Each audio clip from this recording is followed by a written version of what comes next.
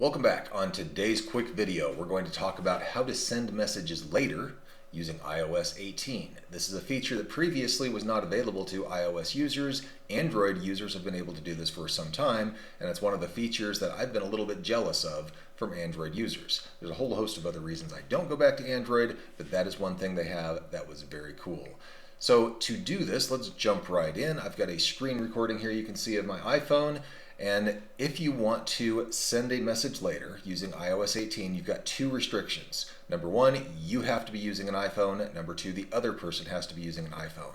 It can actually be any iOS device. You can use an iPad. You can use whatever the iOS architecture is that you're using. And then the way you do it is you will type your message just like you normally would in the field here. Then you'll click this plus button off to the left. The plus button brings up some different options that have been there through a couple of iOS iterations. There's a new one now called Send Later. If you click the Send Later button, it pops up a window that shows you the dates and times. You can select a date up to 14 days out. If you try to go beyond 14 days, you'll see here it's grayed out, and this rotating bar will just drop back to the latest date that you can send it. Then, of course, you select the hours, the minutes, and the AM/PM.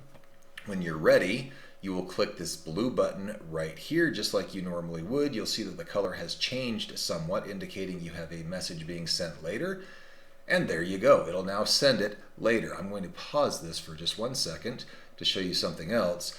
It has this message that's above your text that says send later. It tells you the date and the time that it's to be sent, but then you have an edit button.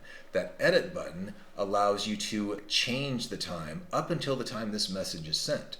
So if you do click the edit button, it'll bring up these options where you can send it immediately, edit the time, or delete the message. And that allows you to edit the message that you have sent. Now, the way that this is different, in my understanding, than Android is this actually goes out to Apple's servers. And on Apple's servers, you can turn your phone off and the message will still go at the time it's sent, but it has to go to an iOS device.